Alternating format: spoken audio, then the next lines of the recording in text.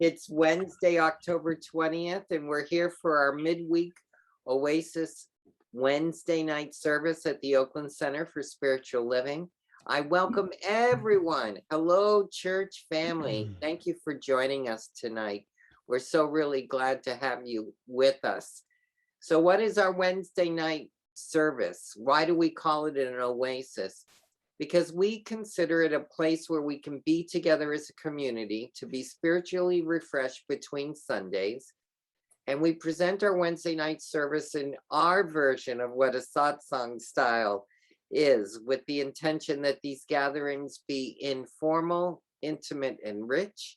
And that includes inviting a speaker to speak on a subject for about 20 minutes or so, and then open it up for a very rich, intimate, and informal discussion. So as we move forward, I want to remind you of what our annual theme is: timeless wisdom, evolutionary vision. And for October, our monthly theme is going further together. Can you believe it is October 20th? Halloween is just around the corner, and then all the rest of the holidays will be starting, and this year will come to a rapid close. I cannot believe we're already this far in. Well, if you're joining us for the first time, we welcome you. You obviously found our homepage, and we encourage you to explore our website. And on that homepage, on the lower left-hand corner, you can submit your email address, and that will put you on our mailing list so you can receive our weekly newsletter called The Village News. It has all of the information of what is happening in the upcoming week at the center. If we're meeting in Zoom or in person, all the links are right there. So if you feel like you want to learn more about us and get reminded of what's coming up, the Village News is a great way to do that. Please know that we have a team, a wonderful team of Zoom helpers in the background, our AV team, and to improve the quality of our transmission, we ask that everybody turn off their cameras and microphones now, if they can do that. And if not, the Zoom team will do it for you. That's their job, to give us the best possible presentation in all means tonight.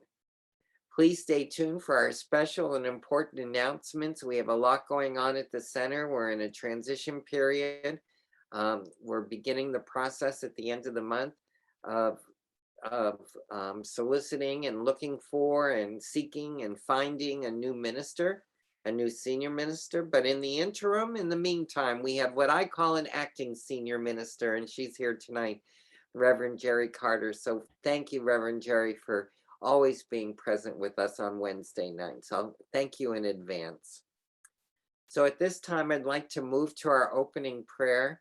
Our speaker tonight is Zoe DeMuro, and I'll tell you a little bit more about him in a few minutes. But he's asked someone very, very special to us from behind the scenes to do the opening prayer for us tonight. So Peggy, if you're willing and ready, turn on your camera and your microphone, and we're going to ask you to do the opening prayer for us tonight. Okay, thank you. Thank you, Paul. I thought I was doing the closing prayer, but I'll be happy to do both. Oh, did I get that wrong? Oh, well. That's all right. That's all right. I need to practice. I got to practice. Okay. So, all right. So let's everybody just settle in. Go ahead and allow yourself to take a gentle, deep breath. Relax a bit. Get ready. For there is only one God, one source of all life, one divine mind, one that goes beyond the explorers of the universe, and one that is below the floor of the ocean. There's only one breath of all life. And that breath is my breath, as it is the breath of each and every one of you. And we are blessed tonight with the breath of Zoe DeMuro, the one who is also one with each and every one of you, to share in such a caring and divine manner that touches each and every one of us in ways we know not. For in this now, that touching is what it's supposed to be. It delivers the message that we're supposed to hear, for it is divine in nature all by itself. For it comes from the one source of all that there is. And we are grateful. I am so grateful for all of this and so very, very much more. And I give it all to the hands of God, knowing that we, as well as Zoe, for all of us are one, are perfectly guided. We're perfectly blessed and perfectly and completely protected and open-minded tonight. And with that, I celebrate by saying, and so it is. And So so it it is. is. Thank you, Peggy. Thank you. Instant prayer on the spot. So thank you so much. Thank you. Well, So our speaker tonight, as we've stated, is one of our practitioners, Zoe DeMuro, and he'll be speaking on We Greater Than Me, Going Further Together. Let me tell you a little bit about Zoe. Other than the fact that he's just wonderful and delightful and always an ever loving presence here at the center, he's our vice president of our board of trustees. He's also a co-facilitator of the CALM group, the Compassion and Attention to Lost Ministry, that meets the first Sunday of every month. He's also the volunteer coordinator responsible for getting all the volunteers together to carry out the many, many duties that need to be handled that run our center and keep it operating so well. He's also on the membership committee. He's the coordinator of the membership committee. But he has one job that's more important than anything else, and that's one that he shares with me on Sunday mornings. As the volunteer coordinator, he makes sure that him and I have the coffee ready by 9:30. The most important job on Sunday mornings when we meet in person. So thank you, Zoe, for all the work that you do, and we're delighted to have you here tonight to speak. So Zoe, I give you the floor, sir. Thank you very much, Paul. And thank you, Peggy, for that opening prayer, especially considering that you didn't know you were going to be doing it. And thank you, Alice, for your grounding prayer. How blessed I am to have all of these prayers. It's marvelous. So, folks, tonight our topic is We Greater Than Me, Going Further Together. Now, I had to think for a moment about, is it going further or going farther? Further or farther? Well, I needed to consult an expert on the topic, so I went to Groucho Marx. Peter, could you run that video, please?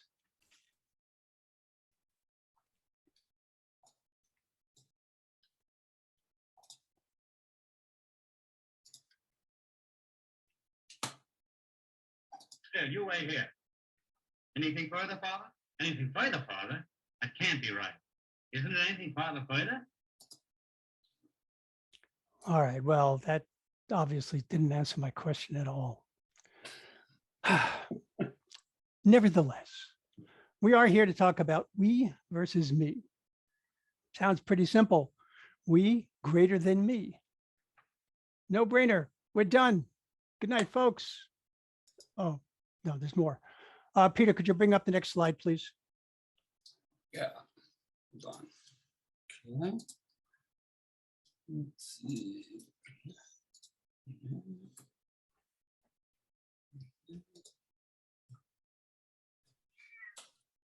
Oh, wait a minute. Still, you wait here. Sorry. That's quite all right. All right. So Let me bring if this. you got me and you've got you, that becomes a we, right? Plain and simple. Oh, could you leave that up, please? Oh, I'm sorry. Okay. It's okay. Sorry.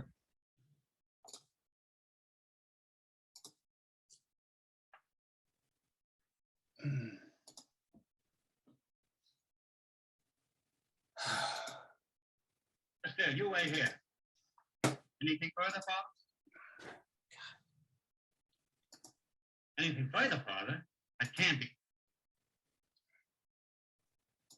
Right.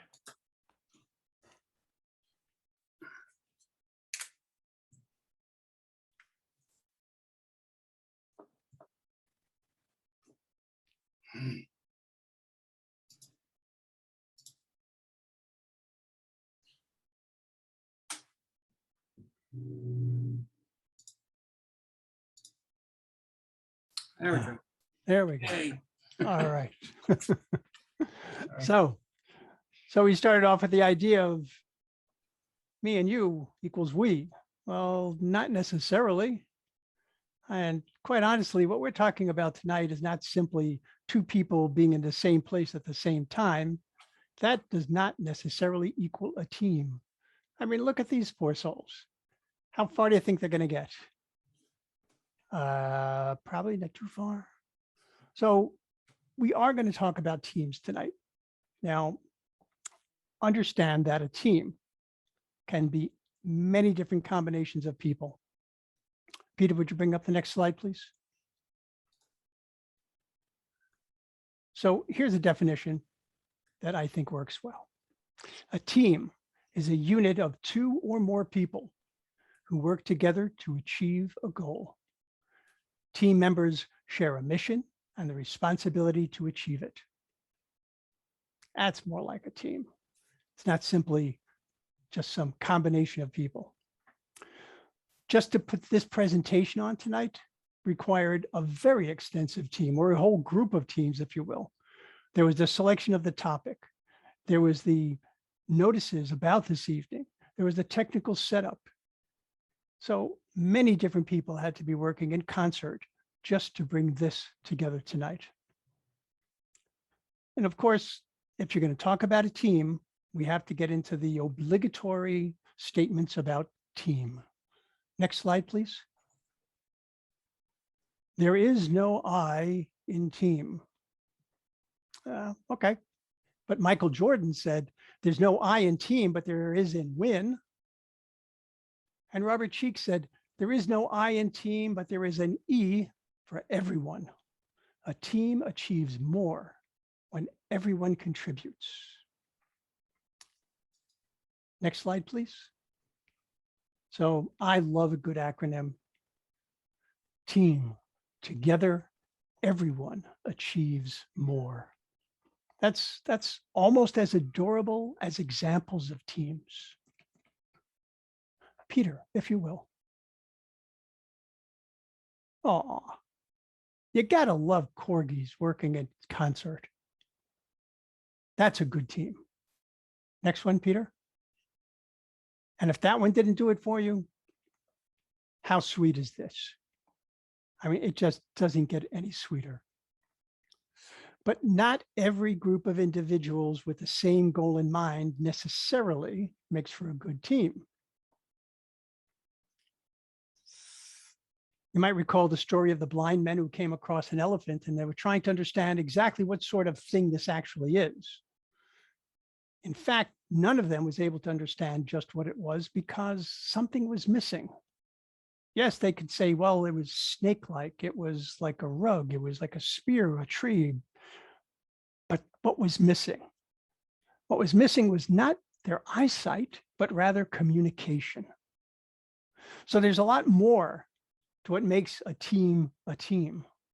And there's a lot more to what makes a team an effective team. Next slide, Peter.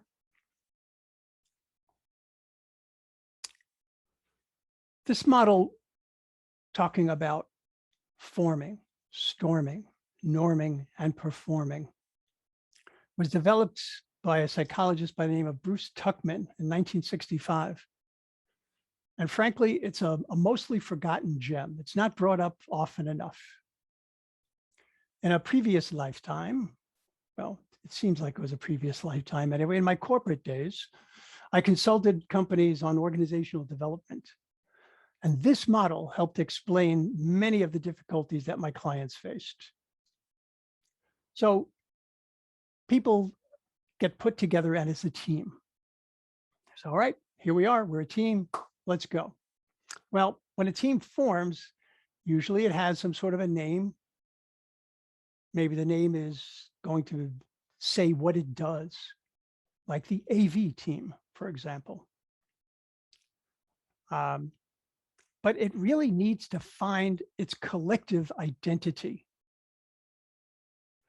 We come together as individuals, but what makes us a team is how we can meld, how we can take each of those individuals and get them to contribute one to the other. So once we can do that, now we have actually formed this team. We have a purpose, people have specific roles. Now, it would be wonderful if that's where it stopped, and that's all we had to do. But the reality of it is, the next step in virtually every team that is ever formed is storming. Yes, conflicts do arise. There could be misconceptions. There could be disagreements. So this particular step, storming, is unfortunately where a lot of teams stay. And they never really progress beyond this. If you are able to accept the fact that there are disagreements, accept the fact that there are differences of opinions, accept that there are different expressions, you have an opportunity to move from storming to norming. Now, once you have gotten to the point where people understand how they can work together, they understand what their specific roles are, and there is some aspect of leadership involved. And leadership does not necessarily mean a singular individual. Some of the best teams will actually rotate their leader from one person to the next. Or they'll have co-facilitators. But at this point, the team has gotten clarity, has gotten cohesion. And if it stayed here, it really would not be a bad situation, but it's not optimal. Typically, a team that's in the norming stage gets tasks done, but usually requires a lot more direction, a lot more time and resources than truly is necessary. Now, when a team can then become a truly cohesive force with a clear vision, well-defined roles, dedication to their work, an understanding of what it is that they want to produce and how they're going to produce it, then they excel and they become what is known as a performing team. Now, this did indeed come out of the corporate world, but I want you to consider, to bear in mind that even though I'm saying team here, we're talking about an organization.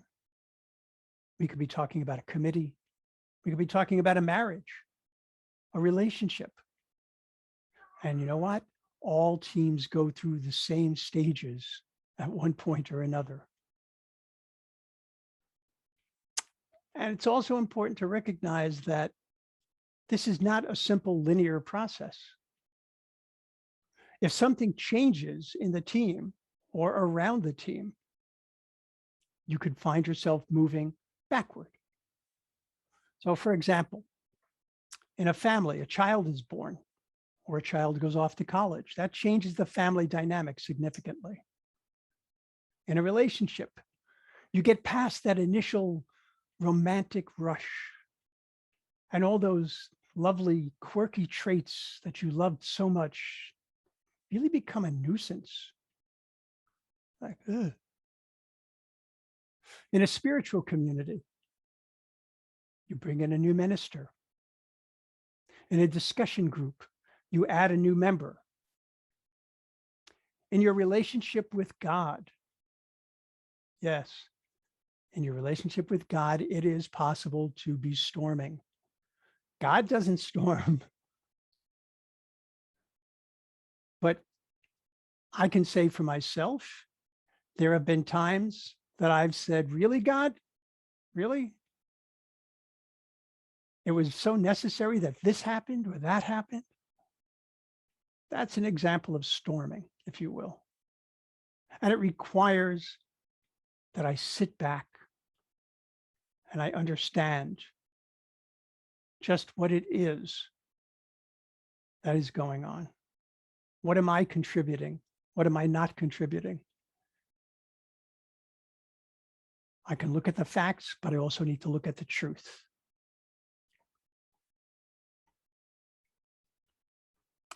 Next slide, please. So regardless of what type of team we're talking about, what type of we we're talking about, an effective team, an effective organization or relationship shares, communicates, commits, and cooperates. And in doing so, brings a greater abundance both to the team and to the individuals. Next slide, Peter.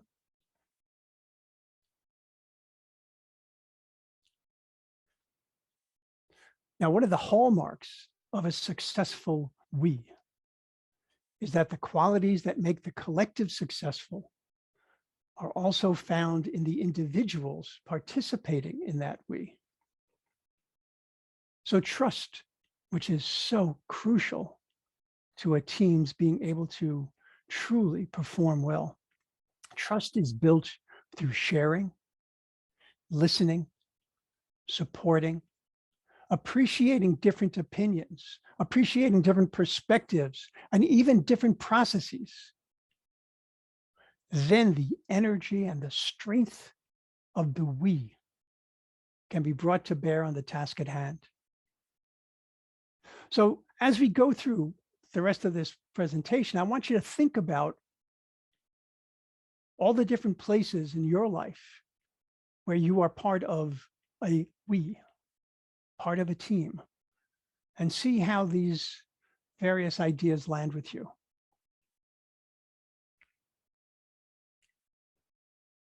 Next slide, please.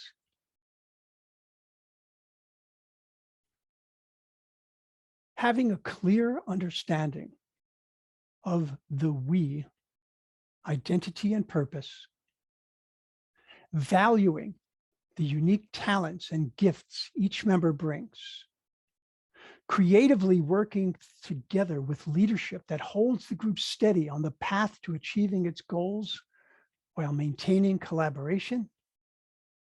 That is the success story for any we. Next slide, Peter.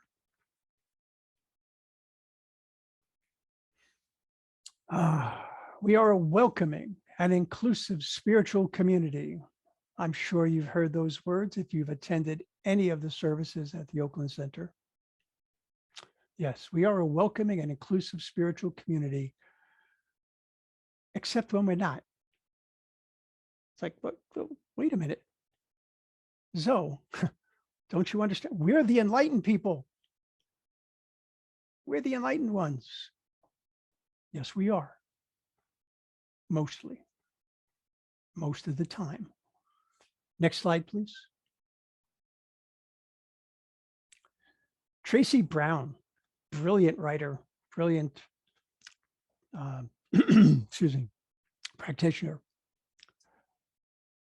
reminds us that, quote, our unconscious biases build barriers between us and the people we meet every day.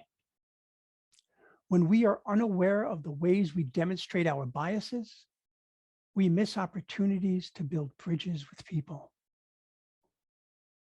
Now, a bias is not necessarily an easy thing to uncover. We might consider, oh, it's a preference, or this is a favorite. And it can actually be difficult not only to recognize, but to accept our biases. Next slide, please.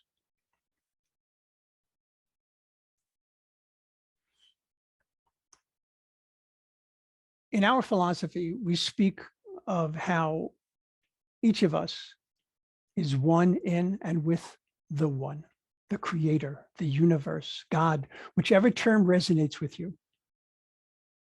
But it's important to recognize that as humans, we vary in so many ways.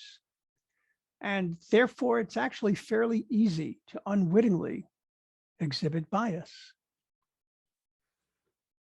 We have differences in our thinking styles, our language, our ethnicity, our religions, our perspectives, our sexual orientation, nationality, job level, race, gender, skills, culture, physical abilities, experiences, age.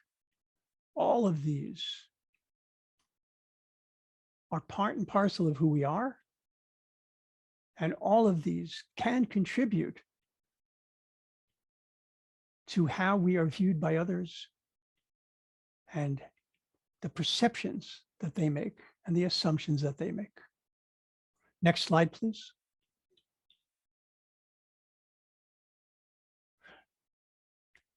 I was thinking about bias, and I was thinking that there are biases in everyday life. We don't even think about it sometimes.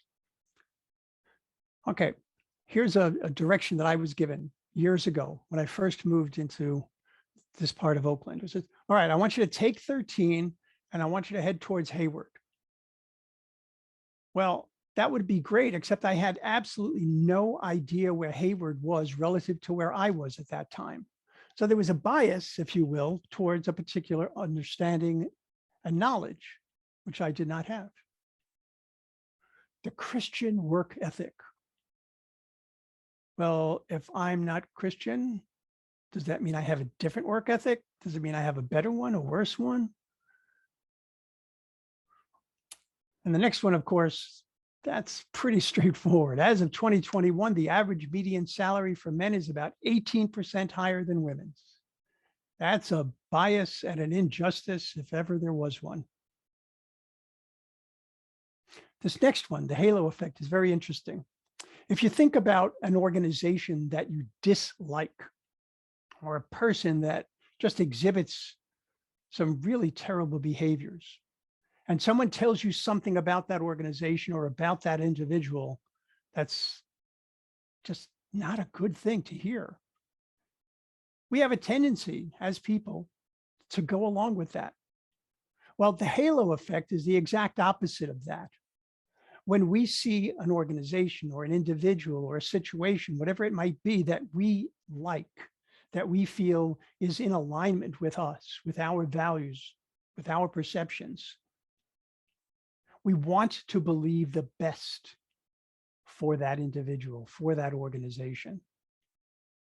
And we don't necessarily go about discerning whether or not it is indeed true. That is a bias. Now, this next one this is a good one. Welcome to OCSL. Many thanks to our PA today, and welcome to our church. Now, I don't know how many of you on this call tonight are familiar with the Oakland Center for Spiritual Living. But I do know that if you were coming to us for the first time and we welcomed you to OCSL, you might be scratching your head wondering what you've been welcomed to. Or if we talk about our PA, let me see, that's physician's assistant. What is PA? PA in our context is actually pulpit assistant. Welcome to our church. Well, I have invited people to come to the center with the clear understanding that science of mind is not a religion. Science of mind is actually a philosophy and a way of life. And that we have a spiritual center. So if someone comes to our spiritual center and hears the word church, it could be off-putting. Now, I'm not telling you that it's wrong to say that. I'm simply saying when we look at bias, we always have to consider how our words land on someone else.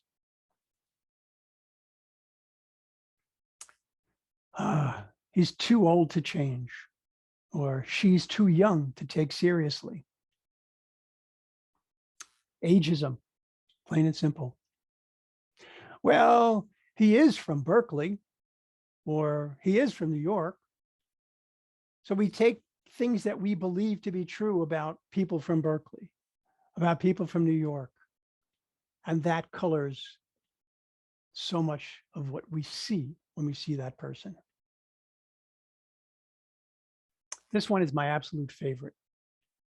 Someone gives you a compliment or makes an observation, and they add "for at the end of it. He's a pretty good looking guy for a guy his age.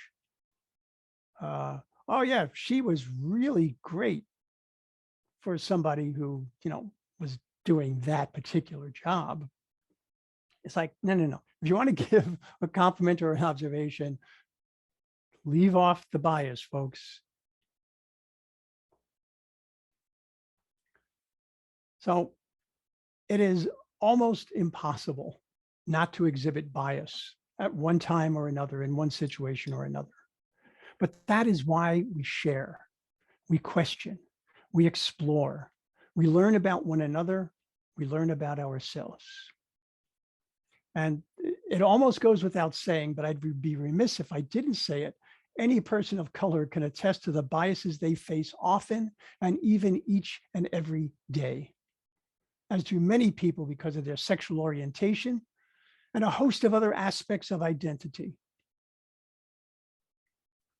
And so we speak of diversity and we speak of inclusion. Next slide, please.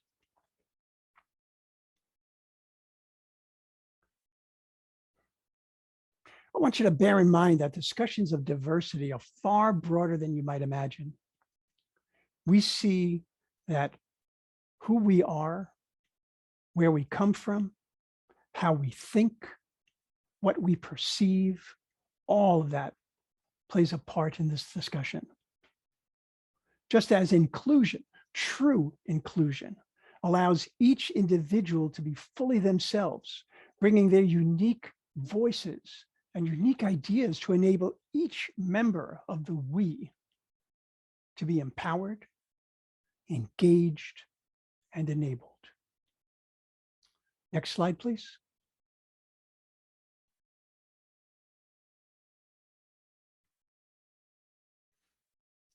If diversity is recognizing uniqueness and the inherent value in each individual, then inclusion is seeing how each individual fits into the bigger picture and recognizing the picture is incomplete without that unity. Next slide, please.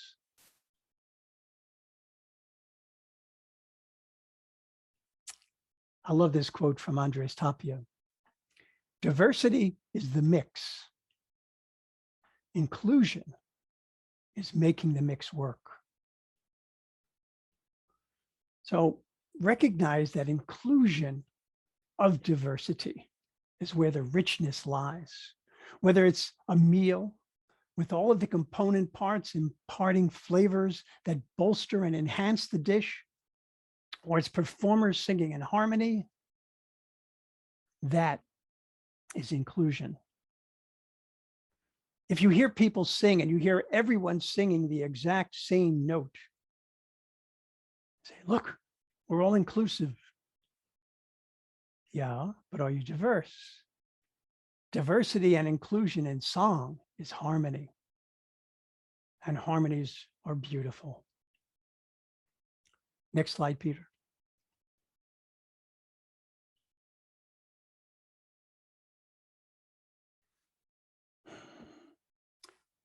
Bear in mind that diversity and inclusion is not actually an issue to be solved by those who are excluded, nor by those doing the exclusion. Rather, it's an opportunity for greatness, for moving further together. As Crystal DeSantis puts it, When you or I are struggling, it affects the both of us. So let's work together to make it better. Often this simple reframing of the issue as not a you problem or a me problem, but a we problem can completely change the way we approach it. In the same way, that shift from me to we makes for a better, more positive society. It also will affect your home and relationship for the better. Next slide, please.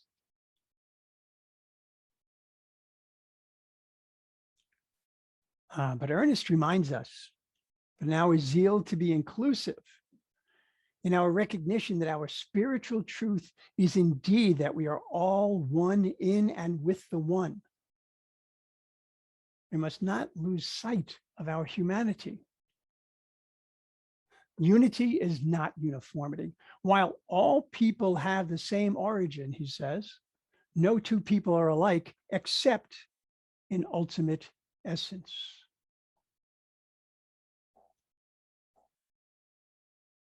Next slide, please.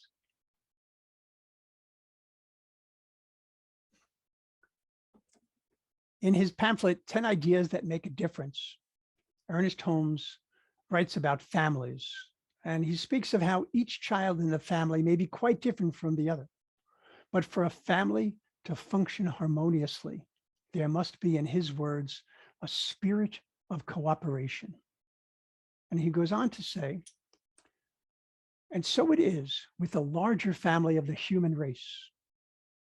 The thing that shall establish unity is that each family group of the race, and here he's speaking of the human race, that each family group of the race shall respect the individual differences of others, while at the same time cooperating with them.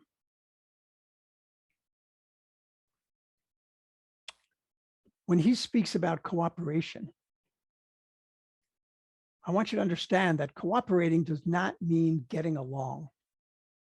Cooperating does not mean getting along, going along to get along, which is even worse. It means literally working together. We each have an individual part to play in the great scheme of things.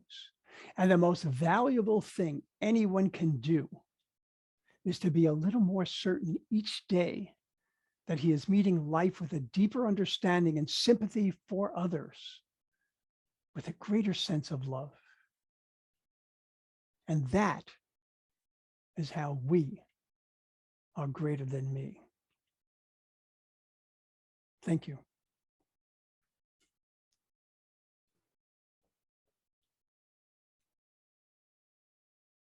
Wow, wow, wow, Zoe.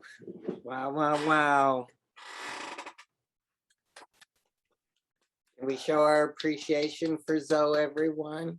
Either turn on your camera or give them a little sign in the gallery view. Thank you, Zoe. Woohoo! Woohoo! Score! Woohoo! Cheers! Cheers! Good job. Very good, very good. Excellent. How's that, Migraine. Zoe? How's that for teamwork praising you, huh? Bravo, bravo. Amen. We are greater than me. Thank you, Zoe, for setting the tone for that. So we have about 10 minutes for a discussion. Do you all have anything that you related to that he said or want Zoe to expand upon in his talk? If you do, turn on your camera and you can raise your hand like this, or you can use your reactions button down below and raise your hand that way, and Peter will recognize you.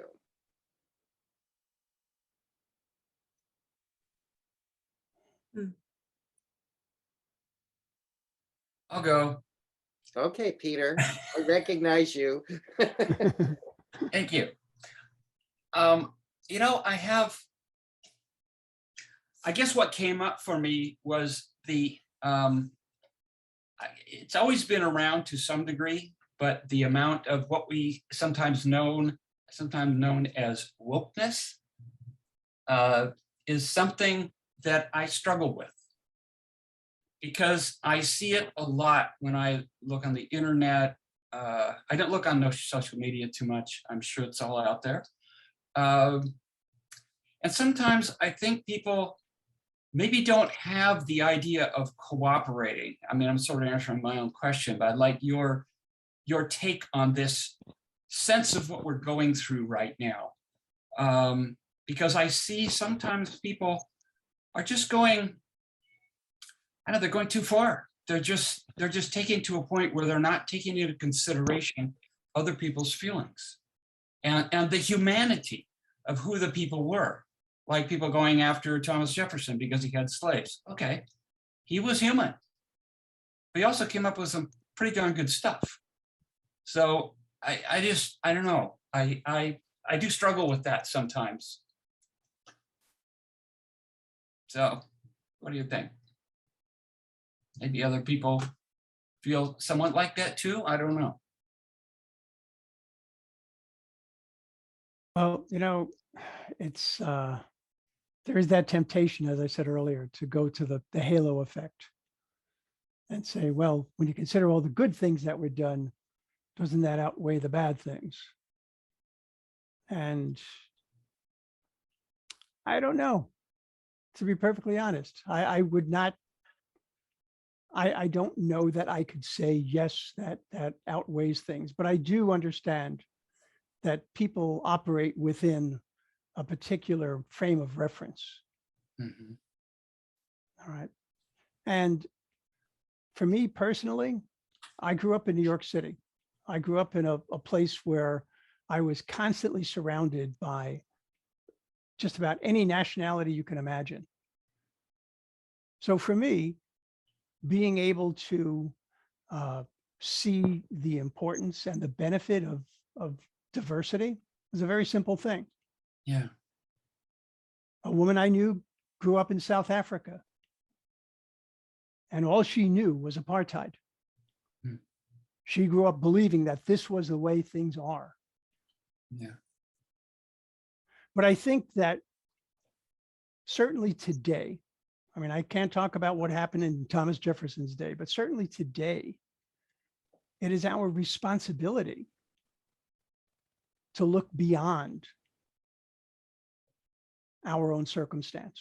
It is our responsibility to listen and to hear when someone else's experience is so far different from ours, and to try to understand why that is so.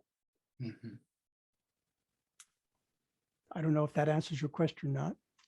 No, that's good. I totally agree with that. And it's a difficult thing to do. Just personally, sometimes it's hard to find those other people. The kind of field I was in, working with people's teeth, I saw people from a lot of different perspectives. So I did have people come to me that I didn't agree with, and I appreciated the conversations we had. And I'm speaking a lot of political differences, because those can be self-selecting, as we see on social media. People self-select and they self-isolate. And that's really not healthy. And I don't have an answer except for each person, like you said, to reach out and take the opportunities to come along, to listen and to be open to those other, what's driving somebody else to their viewpoints. Yeah. Yep. Thank you. Yep. We talk about, yeah. go ahead. Yeah. We talk about being open at the top. Right. Well, each and every one of us needs to be open at the top. Exactly. Constance? Yeah. Well, I wanted to comment on that, I would guess that a great number of African Americans grew up knowing Thomas Jefferson had slaves. Some of them may even have grown up knowing that they were related to Thomas Jefferson through slavery. Mhm. I certainly never learned that. And so I think what we're seeing is we're trying to see a rebalancing. So let's look at the history that that was the elephant in the room for us white folks, that we didn't want to talk about. And so it can make us uncomfortable, saying, well, he did a lot of good stuff. Well, that's not the point. The point is we need to redress, and we need to be able to listen and to be able to see it and hear it from another person's point of view. I remember I had a job a number of years ago where I was working for a hunting club, and right after the 2000 and whatever that horrible election year was, um, I, I took a call from a man who was an African American, and this club was primarily white, and he said he wasn't going to renew it because he didn't feel safe going out to hunt, because he thought that his life was in danger, that could be in danger, because he could be out there hunting and someone could say it was an accident. And so he said he and his buddies were going to get together and go hunt themselves where they felt safer. And it was interesting because I really listened to him, and I had no reason to object to what he was saying. Now, we worked it out a different way, but it's very possible that someone else could have taken that call and would have tried to talk him out of it and say, oh, no, we're all nice folk here. But it's only one person who has that real strong bias that could put that man's life in danger, because they're both out there with guns. Yep. So I think that to me is where, Peter, where we really have to get over our to really start to think about it from a point of view of other people, about why is this being brought forward now? Well, because too many of us never knew it, that Thomas Jefferson held slaves, or really never thought about what the implications of that meant. And we're still dealing with that in our political. That's why we have the filibuster. The filibuster is so that the southern states can keep their hold on and have a say and keep certain laws from going forward that are basically a legacy from that years and years of slavery. So there's all that kind of stuff that's really, when you talk about not just looking at the differences, but how they meld together. I mean, that's what we're talking about now, is that we've melded together in this country in a particular way that has a lot of underlying inequalities built right into it. And that's uncomfortable for people to look at, who are benefiting from those inequalities. So, but that is a part of the inclusion, because we've been able to include all those biases as part of our daily breathing, and not even see them. So, Right. Thank you, Cousins. And what does make it difficult is that, people have a particular framework that they're working within, based on biases, based on their own experiences, based on their lack of understanding and knowledge of others. And when you try to dismantle that, it's frightening, very definitely. But it is work that needs to be done, plain and simple. Judith? Hi. Okay. Okay, I'm not muted. There's some way, years ago, there was an assumption about this country, and that this got me thinking about it, that in the press or we called ourselves, we said that we were a melting pot. And then a few years back, I started hearing people began talking. Someone speaking at the church said, well, rather than a melting pot, I'd rather think of us as a salad. And And that's true, because in the salad, we can do everything that you demonstrated on that. We can be, we can each do our individual, have our individual flavor and mix together, but we're together in the bowl. And that we don't have the choice. It's clearer over and over again that we can't have the assumption that everything is fine. It's not fine. And because we were assuming everything was okay for a long time, we didn't make efforts toward it. It was easier to just carry on. And now it is much clearer that it's not fine. We don't operate as teams within this society. Many of us would never consider, still think about, no, I'm never going to be on a team, with that kind of a person. The door, but to even begin to have the conversation, it's like the door is opening.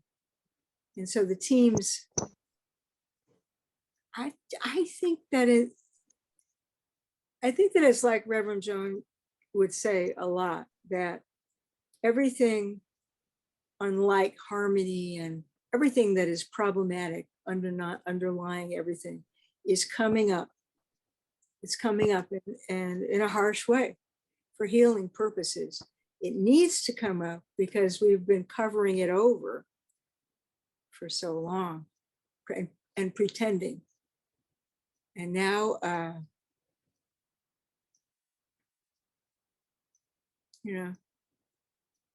as a person in their 70s, I'm willing to have more conversations about it and to not immediately say, oh, that's not happening. You're exaggerating. So I just loved everything that you said. I'm going to try and listen to it again as soon as they post it. Thank you. Thank you, Dr. Judith. Thank you. Sabrina? Let me turn my things on here.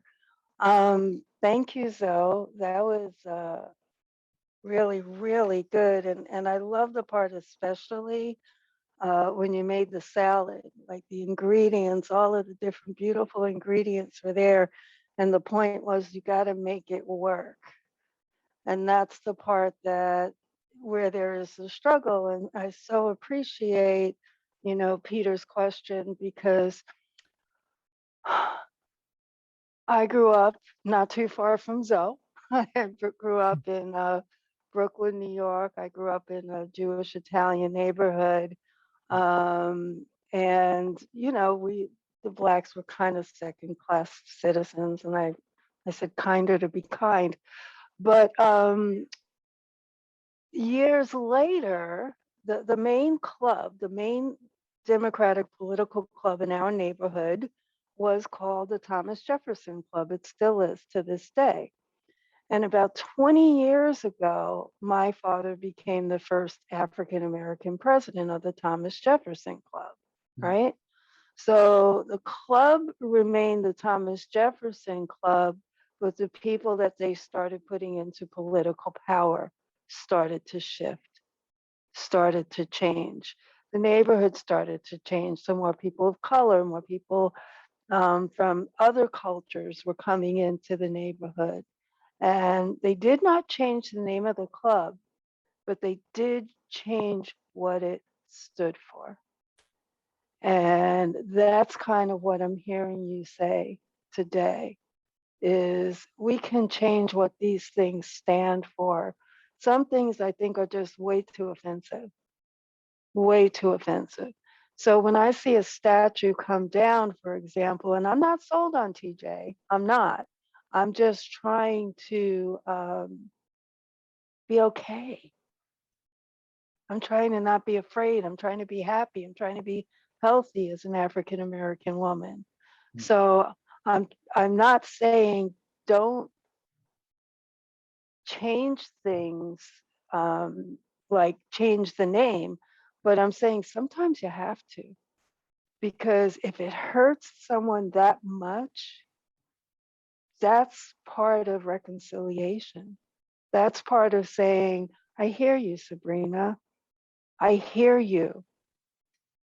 And so that's where a lot of that comes into play for me. Mhm. So just adding that.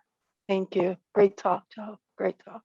Thank you, And Sabrina. a quick thing too. This is a wonderful conversation. I know you probably want to talk, Paul, but I'll just quickly say, back when I was just starting my teaching career, I was an American history teacher. And, and I taught history as it was told by the white people. All of history was written, the history books were white people's history. And so I taught the wonderful things about our presidents. And it isn't until just recently that I heard Thomas Jefferson, for example, had raped his slaves.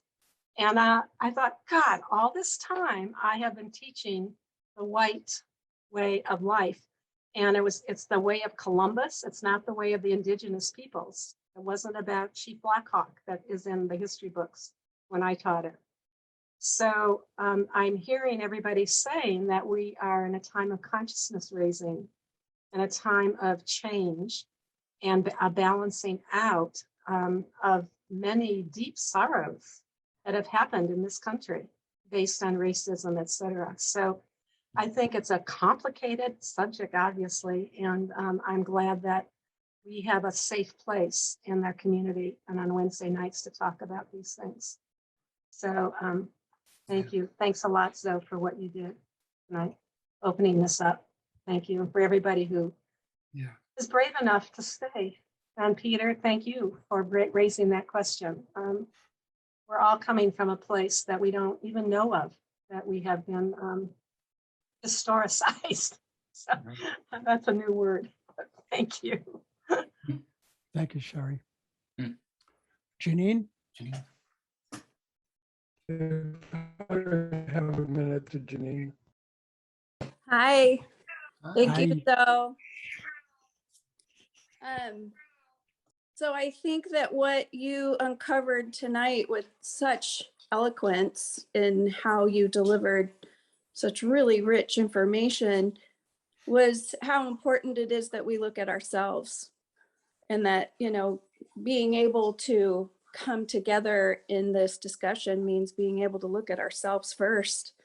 And all the talk about the bias, that was great, you know, because there is so much that we don't even look at until we have to, until something comes up in us that goes, wait a minute, is that the truth? You know?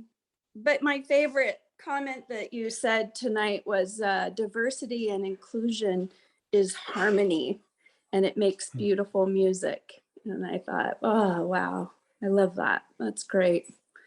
So thank you. I was a little late coming in tonight, but thank you so much. I'm so glad I was able to hear most of it. Thank you, Janine. So folks, one of the things that I want you to really hold close to your heart is we're talking about teams. We're talking about the idea of we. Well, that we includes all the politicians that you dislike. It includes all of the bigots. It includes all of the people that do harm. It includes all of them. We, the human race, are the biggest team that there is. And we need somehow to get through our storming phase. And it means that we need to understand one another. If you think of the 7 rules of successful people, seek first to understand rather than to be understood. It ain't easy. It's very difficult when we're looking at people that exhibit behaviors that are just completely outside of anything that we can accept. But they are still people. They are still one with the one. Being able to find a way to communicate is the only way that we're going to get through. So please hold that, keep that idea in mind.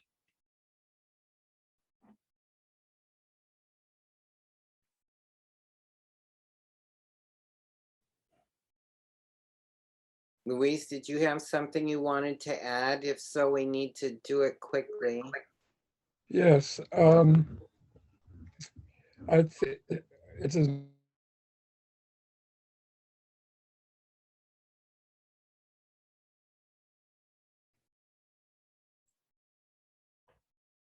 Luis, are you there?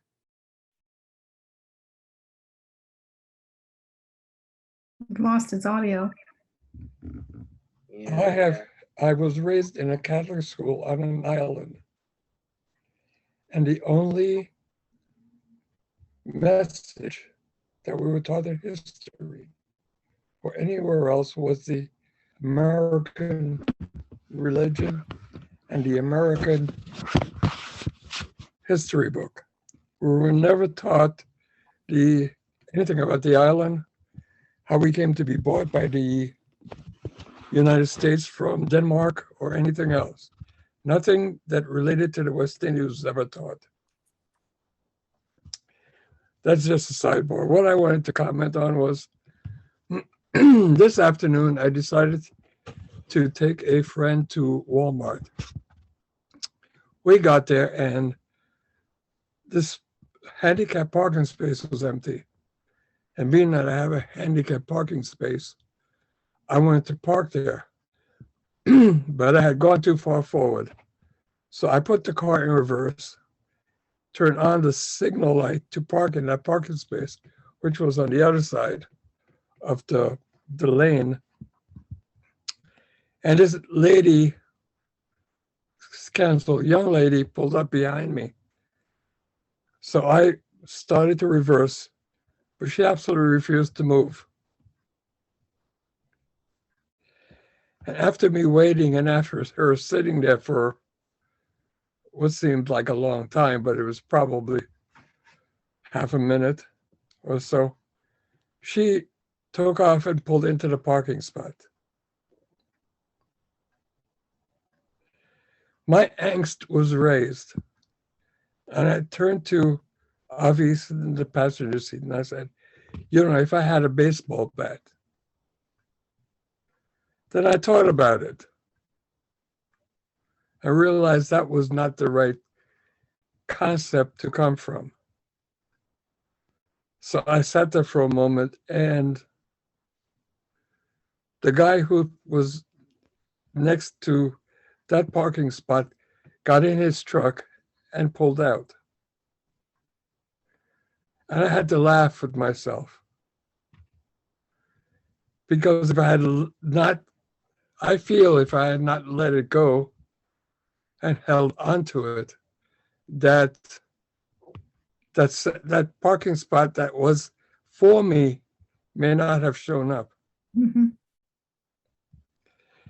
What I really had to say in all of this is the fact that we are so inundated now with the challenge of COVID, the fear of death or illness, and the lack of real companionship and freedom, that a lot of us are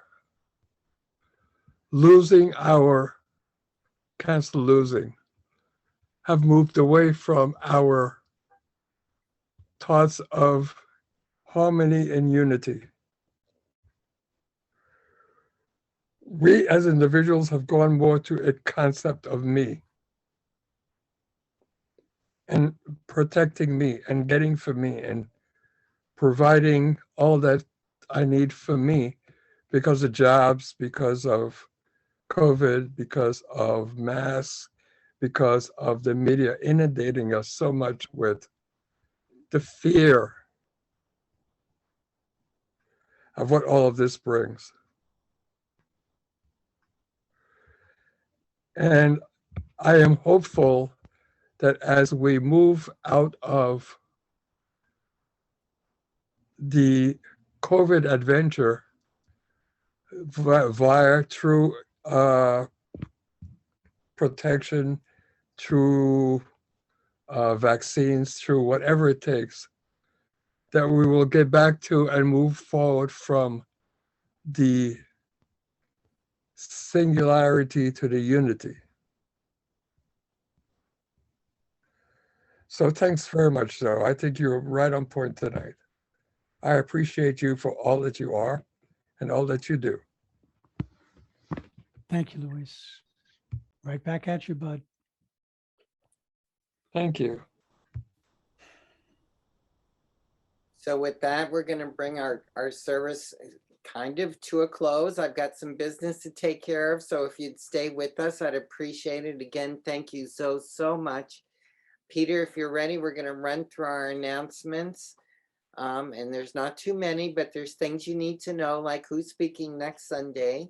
So you can mark your calendar and things like that.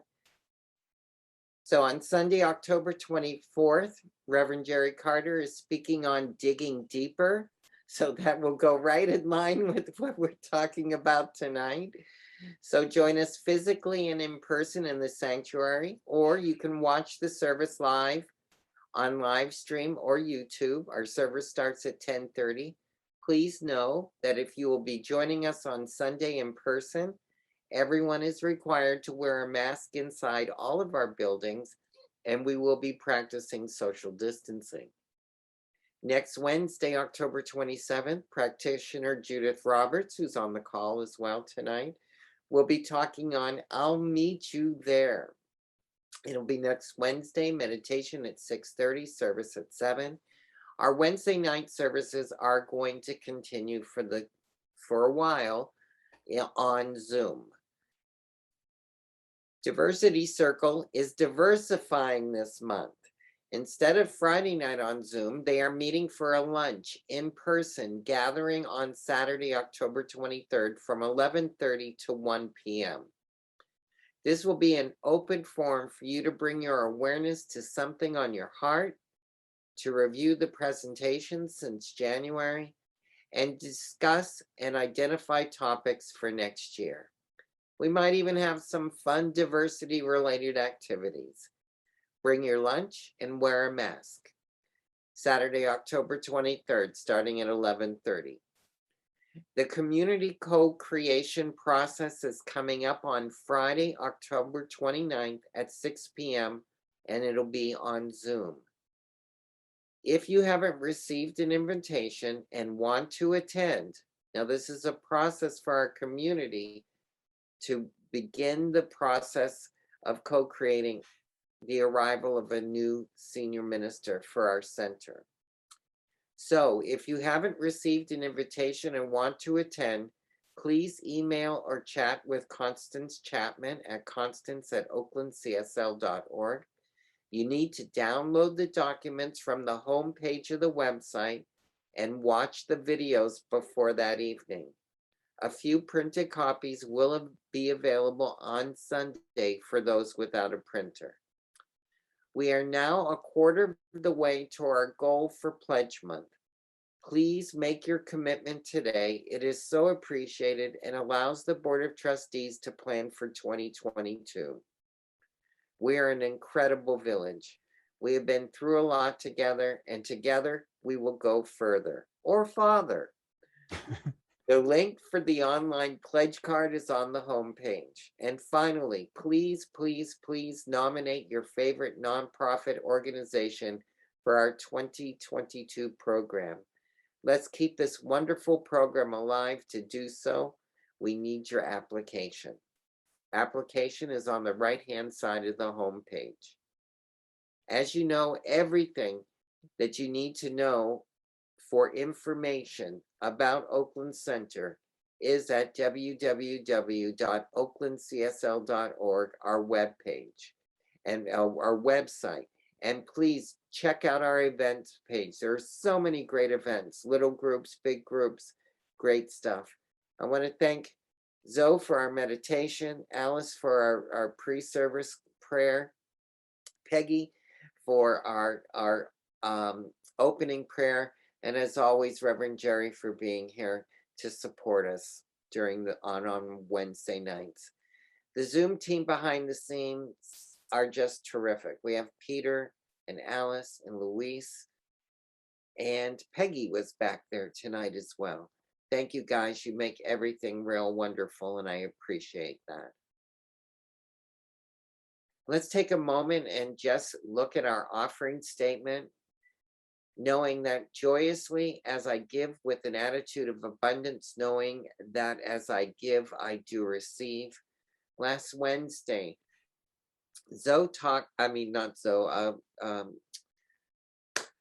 Lucian Baker talked about the Cuban link and how strong it was, the Cuban chain, how strong it was, and it's made up of individual, very strong links.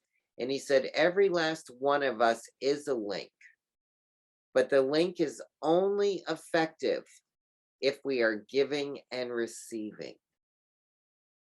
And Zoe took it a little bit further and reminded us tonight that the Oakland Center is a place not only for giving and receiving of finances and time and treasure and talent, but also information.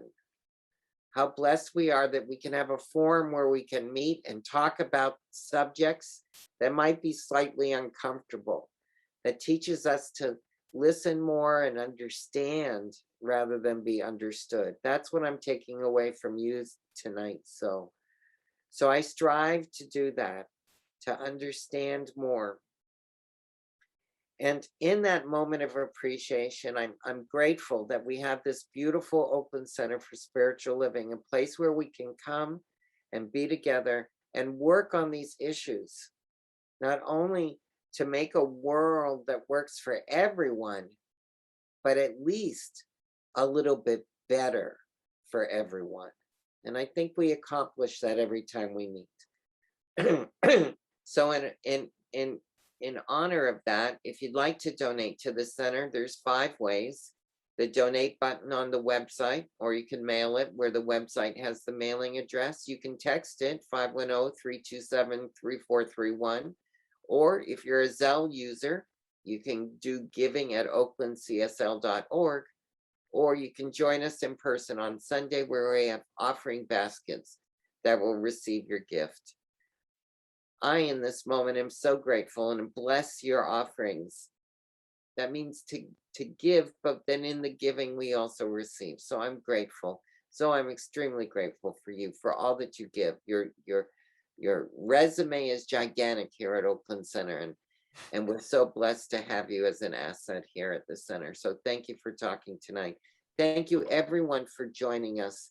If it's your first time, we welcome you. And if it's your manyth time, we look forward to seeing you again on Wednesday and on Sunday. Bless you all for being here. Zoe, would you close us out in prayer, please? Okay, take a breath, folks. And with that breath, we ground ourselves in the one creator, the sustainer of all of us, the one from whom all love and wisdom and compassion flows. How glorious it is to know that this team called the human race is teamed with the most exquisite leader that we could ever imagine, loving spirit itself. And that this universe, which surrounds us, has nothing for us but all there is. That the abundance of life is here, given to each and every one of us to share in, to make our own, to take into ourselves, and to bring back out into the world in a way that is unique and exquisite, and how each and every one of us contributes to the incredible fabric that is our world. I am grateful for this time that we have spent together. I am thankful for all the wisdom that each of you has brought to the table. And I am grateful knowing that we do indeed desire to move forward together, together in love, together in grace, together in compassion, and together with the most exquisite love imaginable.